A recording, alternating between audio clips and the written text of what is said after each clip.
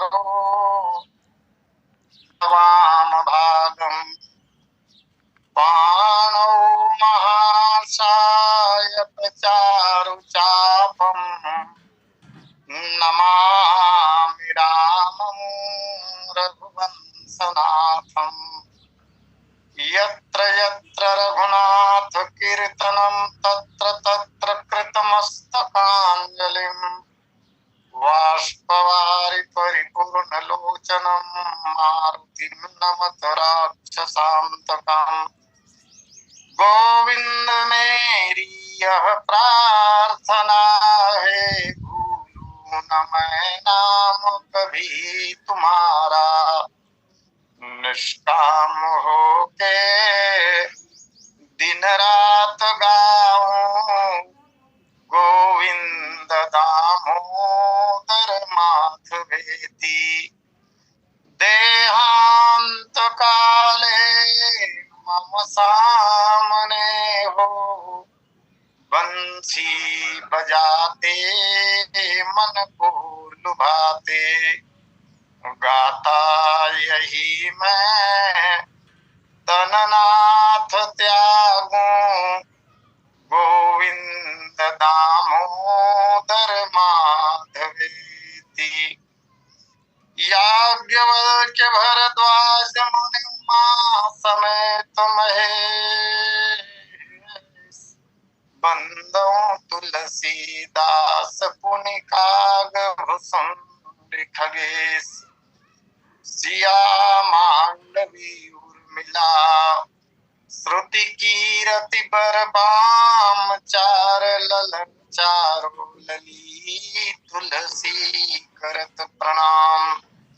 जानकी जीवनम वंदे मांडवी प्राणवल्लभम। उर्मिलारमणं वंदे कीर्तिकांतं नमाम्यहम्। बालचरित कहि विविध विधि मन मोह परम उछाहु। मुनियागमन कहसि पुनि श्री रघुबीर विबाहु। ये प्रिय सबहि जहाँ लगी प्राणी, मन मुस्काहि राम सुनि बानी। दरस अपना जो रघुनंदन, दिखा दोगे तो क्या होगा। जगत भ्रम जाल से मुझको छुड़ा दोगे तो क्या होगा। अब इस संसार सागर में मेरी नैया जो डूबी है, कृपा करके किनारे पे लगा दोगे तो क्या होगा। हो सोता माया रजनी में मुझे आते बहुत सपने। ये गहरी नींद सोते से जगा दोगे तो क्या होगा। लगी है प्यास उस दिल को तेरे दर्शन की है भगवन। बूंद स्वाति की बरसा कर बुझा दोगे तो क्या होगा। बोलिए सियावर रामचंद्र की जय। परमाराध्य भगवान श्री सीतारामचंद्र जी महाराज, भगवान भूत भावन शंकर जी, अंजनी नंदन हनुमान जी महाराज, कालजयी ग्रंथ श्रीमद् रामचरितमानस के प्रणेता अहरनिश पूज्यपाद गोस्वामी जी महाराज, श्री राम कथा सत्संग से जुड़े हुए समस्त समादरणीय महानुभावों तथा देवियों, इस पावन कार्यक्रम के संयोजक एवं संचालक आदरणीय श्री पटेल जी, आज के प्रथम लिंक के कथा व्यास पूज्य चरण पंडित मानस भूषण जी महाराज एवं तृतीय लिंक में जिन्हें हम सुन पाएंगे मौलिक विचारधाराओं के बहुत ही सुंदर कथावाचक भाई रोहित देशमुख जी। आइए चलिए, भगवान की असीम अनुकंपा से जो समय प्राप्त हुआ है उसका सदुपयोग करने का प्रयास करें।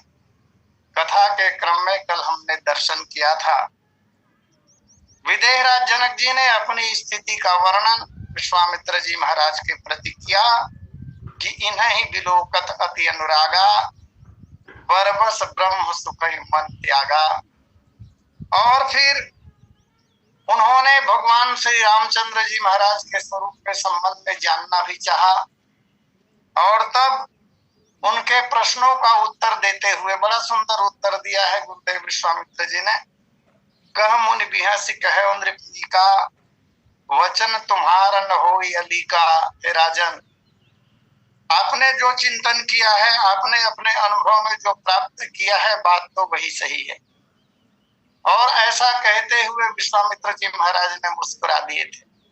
मुस्कुराने के कुछ भाव मैंने कल निवेदन किया था। पुनश्च महाराज विश्वामित्र जी महाराज इसलिए भी हंसे कि जनक जी महाराज, आप तो सदा से ही, जन्म से ही निर्गुण ब्रह्म के उपासक रहे हैं, निर्गुण ब्रह्म में सुख मानते रहे हैं, लेकिन यथार्थ सुख क्या है उसे तो आज ही आप जाने हैं। आज आपको यथार्थ सुख का अनुभव हुआ, इसलिए महाराज थोड़ा मुस्कुरा देते हैं। अभी तक तत्व ज्ञान में डूबे रहते थे महाराज, अर्थात आप अब तक ज्ञानी रहे हैं, और अब तो उस भाव भूमि से आगे निकल करके आप भगवान के प्रेमी बन गए। ऐसा समझकर भी विश्वामित्र जी महाराज मुस्कुराए।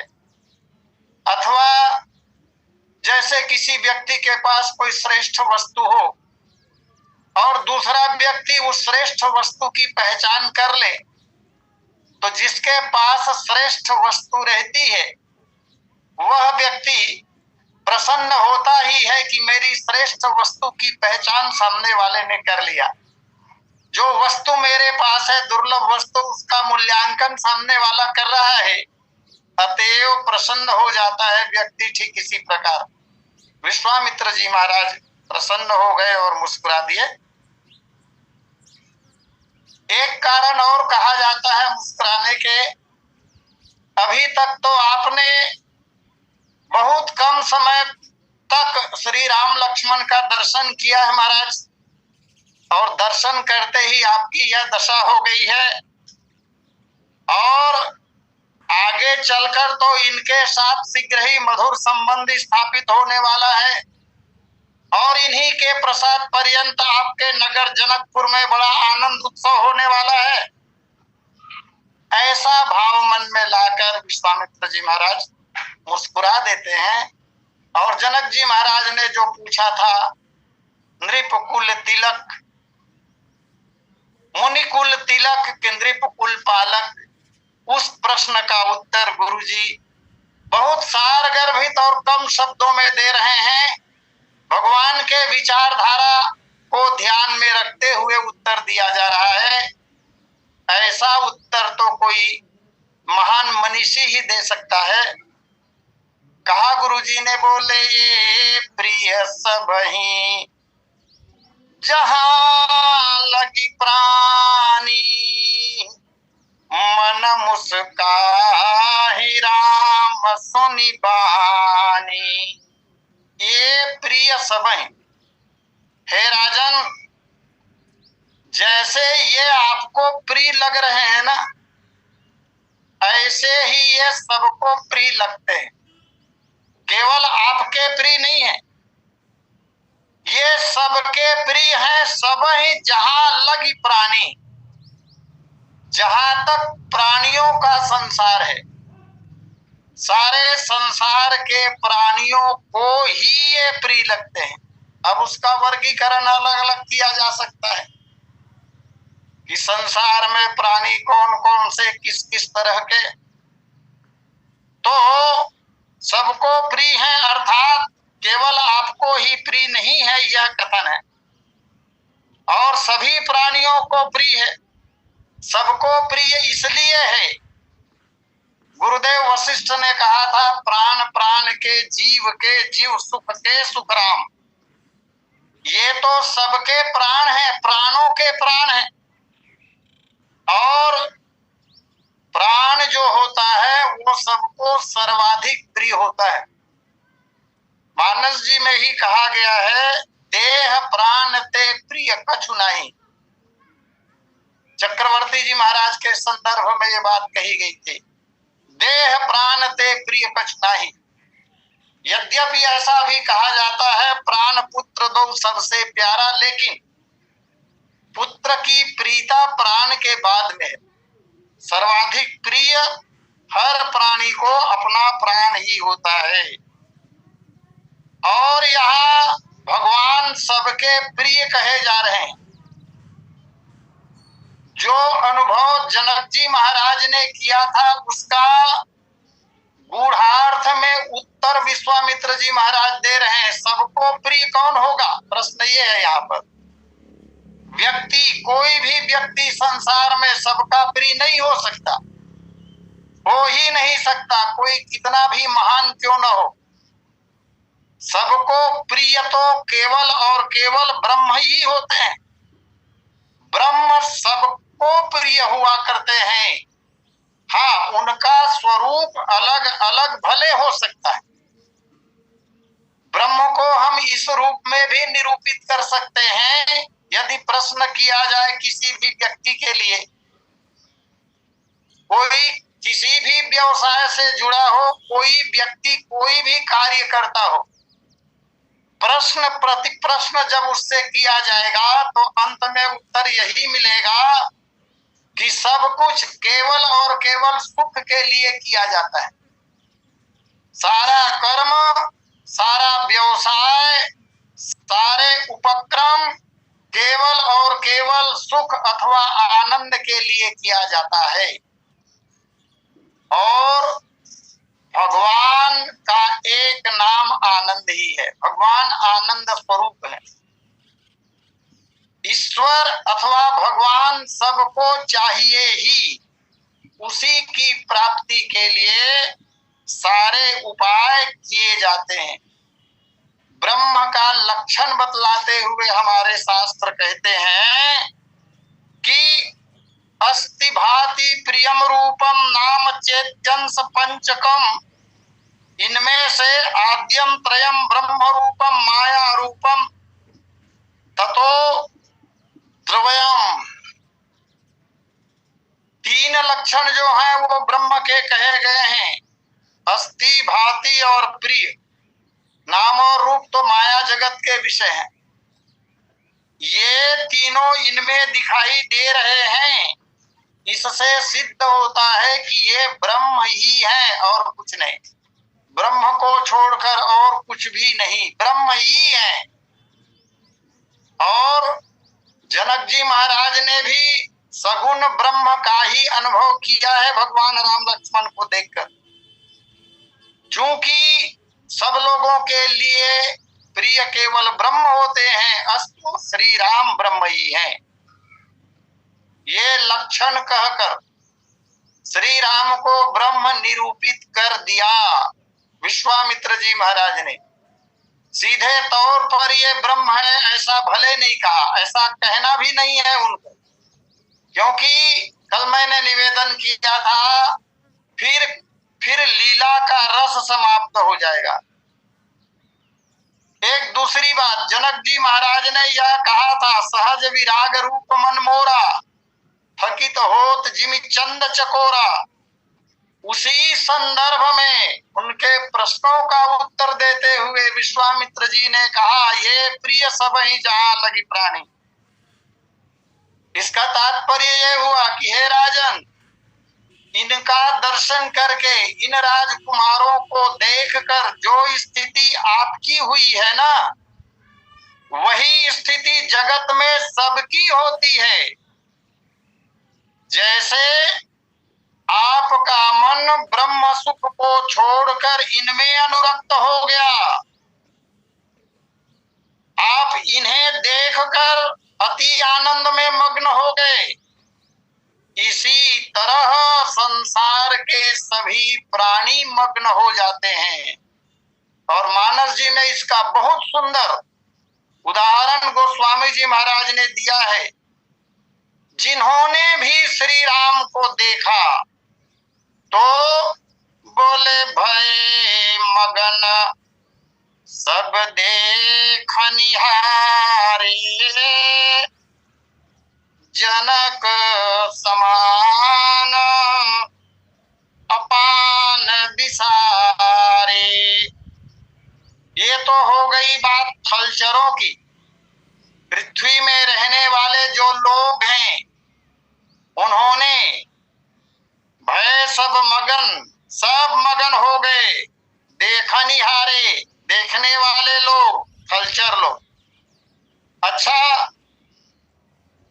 ये नभचर लोग, जो नभचर के प्राणी हैं, वे भी श्री राम को देखकर आनंदित इसी तरह होते हैं कि नहीं?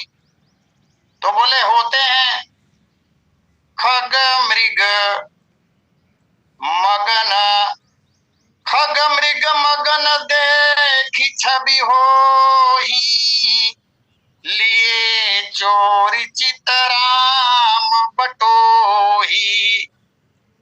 खग भी जो आकाशचारी होते हैं, वे भी भगवान का दर्शन करते ही अपने आप को समर्पित करते हैं। जलचरों की स्थिति भी यही है। जिस समय भगवान श्री रामचंद्र जी महाराज सेतु का निर्माण करते हैं और सेतु के ऊपर जब भगवान पहुंचे तो भगवान का दर्शन जब जलचर जीवों ने किया है, उस समय भी वर्णन आता है और अन्य अवसरों पर भी देखने को मिलता है। दिन की ओट न देखिया बारी, मगन भय हरि रूप निहारी। भगवान के रूप को देखकर जलचर प्राणी भी, और पुल निर्माण के समय तो स्थिति ये हो गई कि जलचर जीव सब ऊपर आ गए, जल दिखाई नहीं पड़ रहा है। इतने स्थिर हो गए जल के ऊपर कि भगवान राम की बानरी सेना उसके ऊपर पैर रखते हुए समुद्र पार करके लंका चले गए। बहुत से बंदर सेतु बंध भई भीरयति, कपिनभ पंथ उड़ाही, अपर जल चरण ऊपर चढ़ी चढ़ी पार ही जाही। तो थलचर भी, नभचर भी और जलचर भी, सब के सब जिन्होंने भी इनका दर्शन किया उन सब की स्थिति तुम्हारी तरह ही हो गई। सब मुग्ध हो गए महाराज। इसलिए ये प्रिय सब ही जहां लगी प्राणी, तो मन मुस्काही राम सुनि बानी। इतना ही नहीं, जो दुश्मन है राम के अथवा जो विरोधी हैं श्री राम के, वे लोग भी भगवान का दर्शन करके मुक्त हुए बिना नहीं रहे। संसार में श्री राम केवल अकेले हैं जिनकी बड़ाई दुश्मन भी करते हैं। बैरी राम बड़ाई करें, दुश्मन भी भगवान राम की बड़ाई करते हैं। और कुंभकर्ण जो रावण का सेनापति है, उसने देख कर नहीं, केवल स्मरण करके, कथा आती है, राम रूप गुण सुमिरत मगन भयउ छन एक, और रावण मांगे कोटि घट मदय अरु महिष अनेक। जो प्रमाद की साक्षात मूर्ति है, आलस्य का प्रतीक है कुंभकर्ण। केवल खाने के लिए जो व्यक्ति जी रहा है, उसके जीवन को यदि देखे तो 6 महीना सोता है और एक दिन जगता है। जगता किस लिए है? कोई काम धाम करने के लिए नहीं जगता, केवल खाने के लिए जगता है, केवल खाने के लिए जगता है। और जिस समय रावण ने उनको जगाया तो कथा कहती है जगाने में 4 दिन प्रयास करने पड़े। 4 दिन कोशिश किया गया उनको जगाने के लिए, लोहे की मेखा घन से आघात करके, तब 4 दिनों में जागा था वो व्यक्ति। ऐसा व्यक्ति भी जिसने अभी राम का दर्शन नहीं किया है, केवल स्मरण किया है। और गोस्वामी जी महाराज कह रहे हैं राम रूप गुण सुमिरत मगन भयो क्षण एक क्षण के लिए ही सही मग्न हो जाता है। आज के हम जैसे लोगों से तो लाखों गुना श्रेष्ठ रहा होगा वो, जो केवल स्मरण करके एक क्षण के लिए सही मग्न तो हो जाता है। तो श्री राम ब्रह्म ही हैं। और भी देखिए, बहन की नाक और कान काटी, खरदूषण के संबंध में गोस्वामी जी महाराज कह रहे हैं वे भी बिना प्रभावित हुए नहीं रह पाए। वो स्वयं कह रहे हैं नाग असुर सुर नर मुनि जेते और देखे जिते हते हम केते हम भरी जन्म सुनहु सब भाई और देखी नहीं यस सुंदरताई। यद्यपि भगिनी किन्ह कुरूपा अब बधलायक नहीं पुरुष अनूपा। ये है श्री रामचंद्र जी मेरा। तो जो भी इनका दर्शन करता है वो मुग्ध हुए बिना नहीं रहता राजन। सभी को ब्रह्मानंद से भी अधिक आनंद की प्राप्ति करा देता है ये। इसका तात्पर्य तो ये हुआ ना, माने दूसरे शब्दों में विश्वामित्र जी महाराज विश्वामित्र जनक जी से कह रहे हो कि हे जनक जी, इन अर्थों में तो संसार के बहुत से प्राणी आपकी समता रखने वाले हो गए। आप भी प्रभावित हो रहे हैं और दुनिया भी प्रभावित होती है उनसे। यद्यपि प्रत्यक्ष रूप से यह बात नहीं कही, लेकिन ये प्रिय सब ही ऐसा कहकर तो उसी धरातल में सबको खड़ा कर दिया ना। विश्वामित्र जी महाराज यहाँ पर अपना वक्तव्य युक्ति के साथ दे रहे हैं।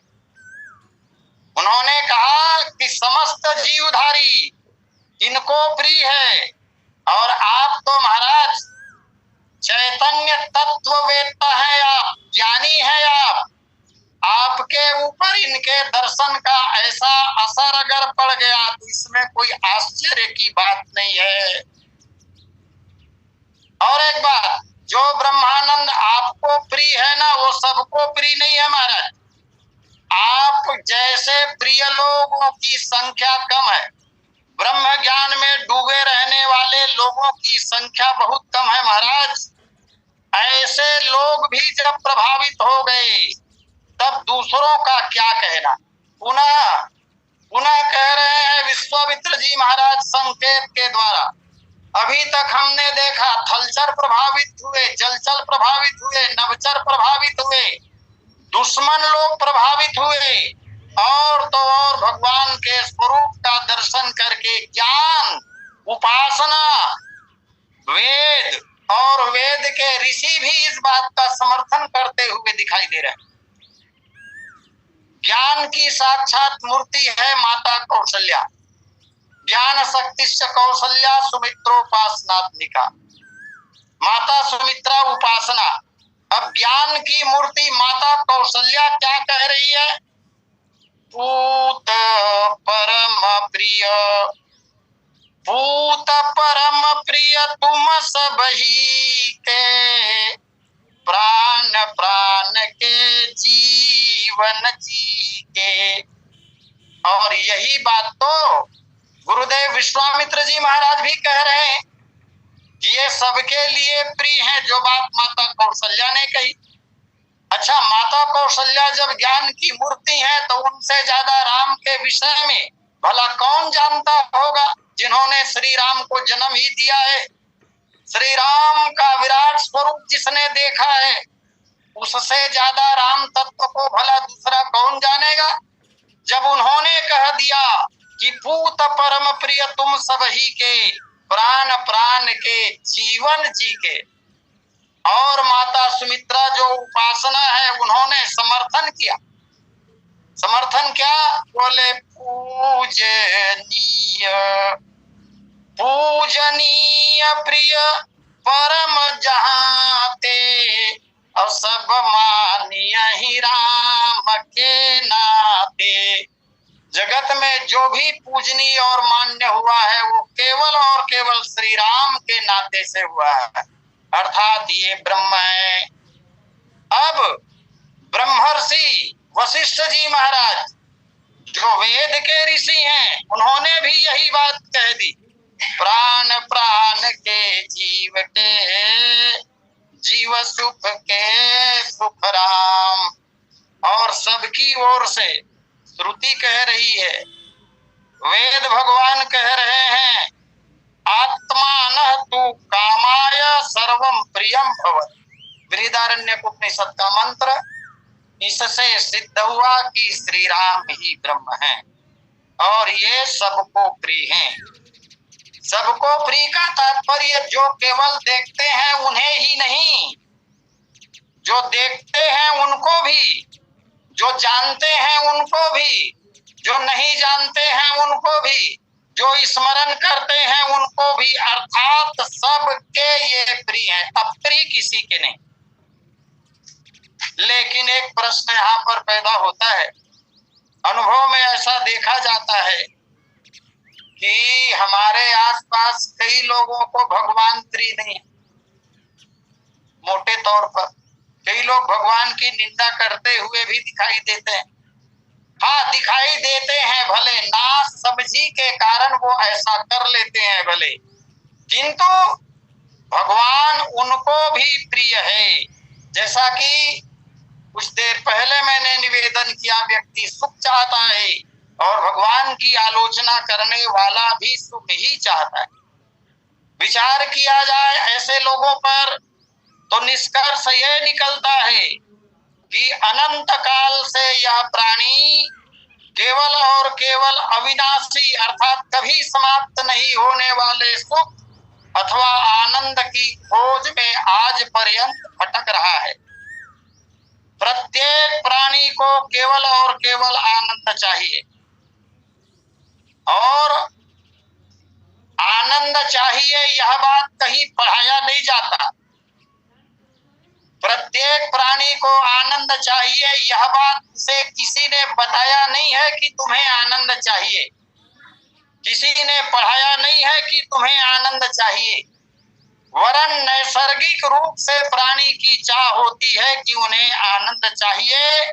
यह चराचर जगत का स्वभाव है, और यह स्वभाव इसलिए है क्योंकि प्रत्येक प्राणी जो है वो ईश्वर का अंश है।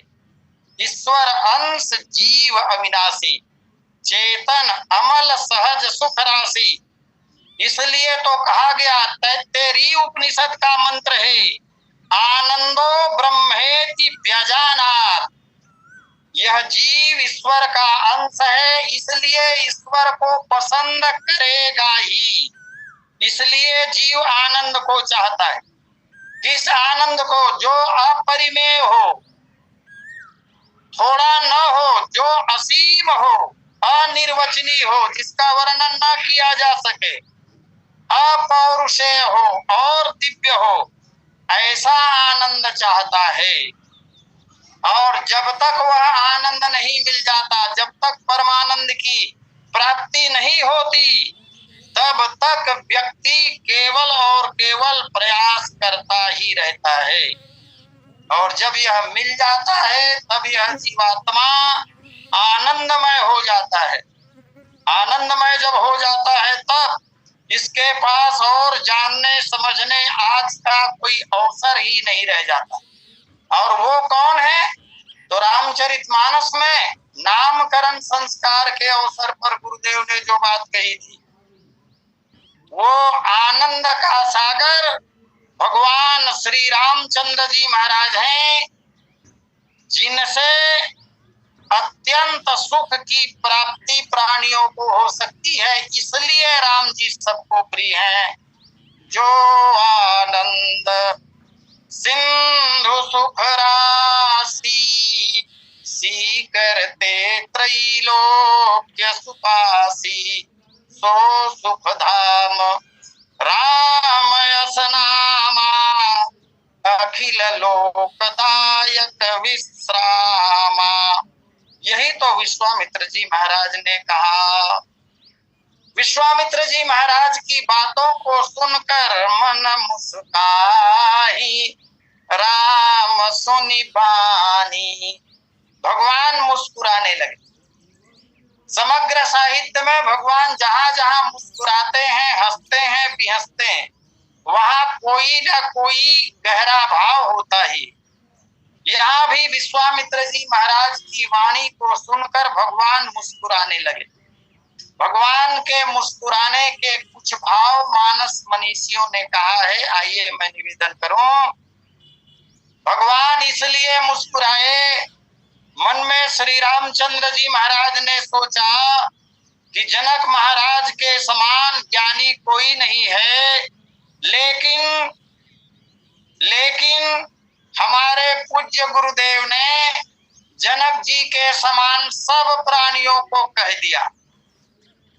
अभी अभी निवेदन हुआ है कि ये सबको प्रिय है, केवल आपको ही प्रिय नहीं है, माने संसार के सभी प्राणी आपकी समता रख रहे हैं यहाँ पर। तो ऐसा हमारे गुरु जी ने कह दिया युक्ति संगत ढंग से, इसलिए भगवान राम मुस्कुरा दिए। मुनीश्वर ने विश्वामित्र जी महाराज ने गुप्त रूप से ही ब्रह्म का रहस्योद्घाटन कर दिया है। राम जी मन में विचार कर रहे हैं कि मेरे यथार्थ रूप को बहुत गुप्त तरीके से गुरुजी ने राजा जनक के सामने कह दिया है। ऐसा ही कहा जाना चाहिए था। ऐसा समझकर मन मुस्काही, राम सुनि बानी।